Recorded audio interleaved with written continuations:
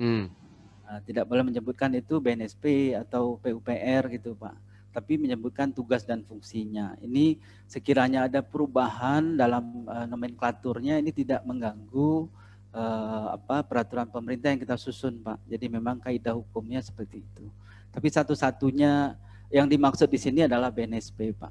Satu-satunya Pak ya. Ya, Kemudian ada pertanyaan dari internal Pak mengenai apakah KAN atau BNSP ini mohon mungkin dipencerahkan Pak. baik Pak. Itu yang Siap. dimaksud BNSP. Baik Pak. Yang Terima kasih. kedua dari Pak Iman. Apa kabar Pak Iman? Pak Iman ini sering diskusi. Makasih Pak.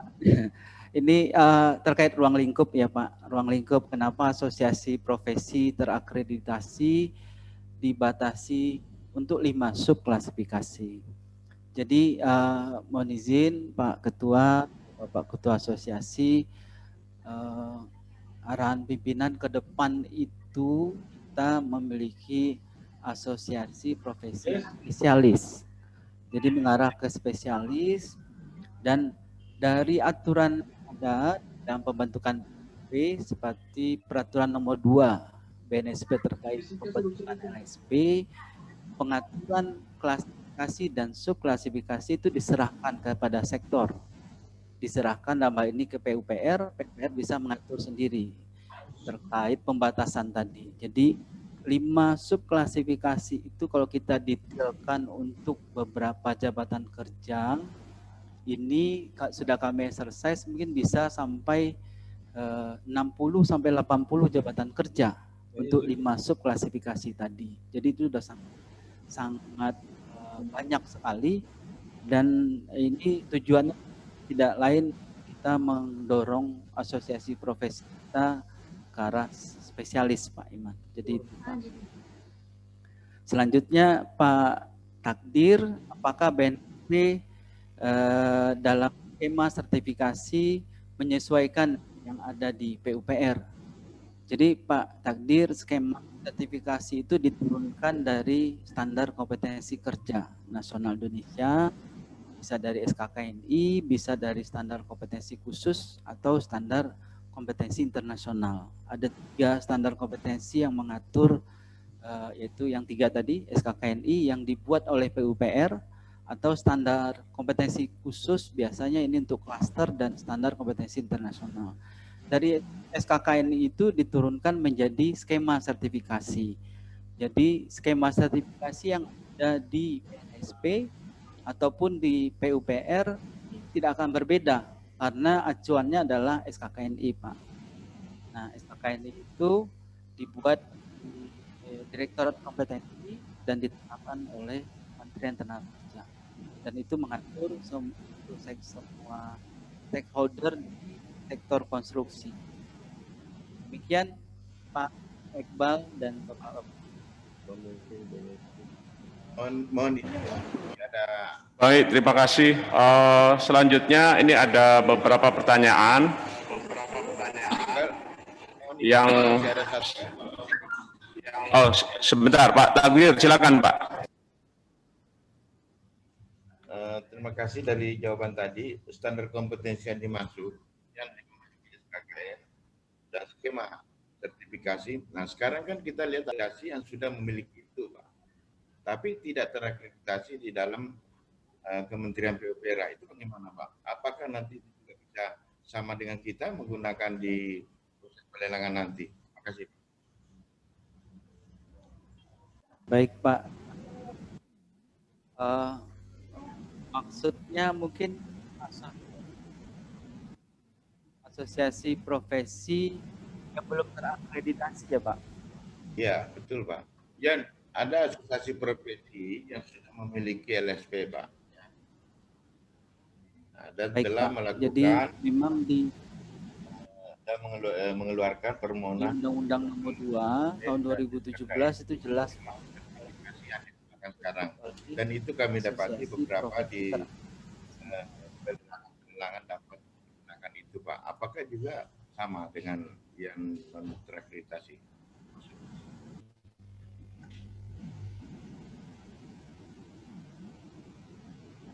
Pak Takdir, baik coba ya Pak. Jadi di Undang-Undang Nomor 2, Pak, yang bisa membentuk LSP itu kan ada dua unsur, Pak. Asosiasi profesi terakreditasi dan coba yang terakreditasi. Kondisi existing kemarin, sebelum-sebelumnya, ada beberapa lisensi yang diberikan oleh BNSP kepada asosiasi tertentu yang mana asosiasi tersebut belum terakreditasi. Ini kami sudah melakukan pembicaraan beberapa kali dengan BNSP karena itu amanat undang-undang, jadi lisensi itu mesti diberikan kepada asosiasi profesi yang terakreditasi. Yang kami kemarin itu bentuk yang sudah dikeluarkan itu nanti dengan ditetapkannya RPP ini akan ikut aturan yang diatur di RPP tersebut, Pak. Karena ini amanat Undang-Undang Nomor 2 terkait asosiasi profesi yang terakreditasi. Jadi sekiranya ada asosiasi profesi sudah mendapatkan lisensi dari BNSP, di mana dalam hal ini belum diakreditasi oleh Menteri, berarti mereka harus mengikuti proses akreditasi terlebih dahulu, Pak. Demikian, Pak Takdir. Terima kasih.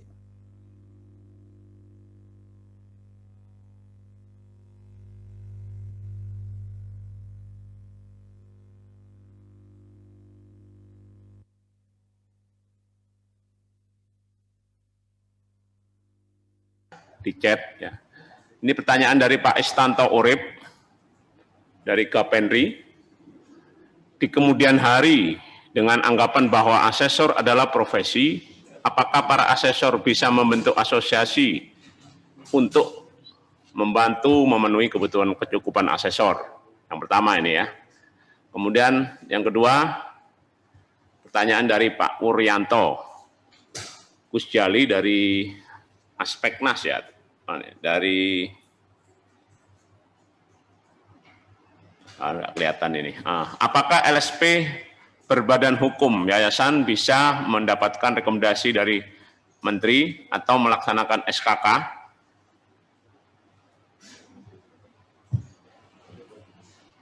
Kemudian pertanyaan Pak Ruslan ini. Harap materi presentasi dapat dibagikan di sini. Oke, Pak, mohon Pak Riki atau stafnya bisa membagikan di forum chat.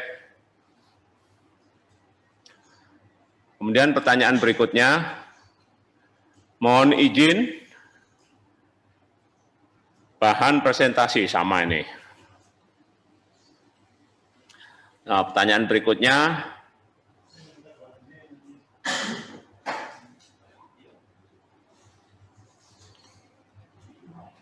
ini pertanyaan berikutnya ini kurang jelas ini. Mohon izin chat di asosiasi maupun LSP yang terlibat. Pertanyaan dari Pak Wuryanto Kusjali. Apakah LSP yang dibentuk oleh perguruan tinggi dan oleh pemerintah bisa melaksanakan sertifikasi ke masyarakat LSP tipe 3? Itu beberapa pertanyaan, 3 pertanyaan Pak Riki.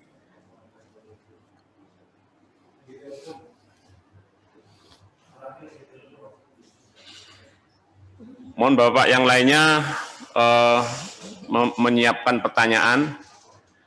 Kalau pertanyaan Bapak sekalian belum sempat dibahas atau dijawab, didiskusikan pada kesempatan dalam Zoom meeting ini, akan kami jawab secara tertulis ke Bapak-Bapak yang menanyakan. Ini sudah banyak pertanyaan ya.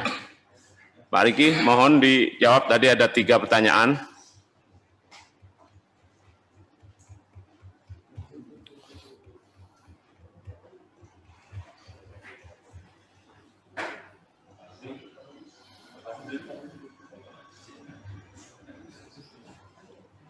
Masih di mute Pak Riki. Mute Pak Riki suaranya? Suaranya Pak unmute ya. Baik Pak Iqbal, udah bisa didengar Pak? Oke, sudah Pak, sudah. Siap, makasih Pak Iqbal. Jadi Sebelum kami menjawab pertanyaan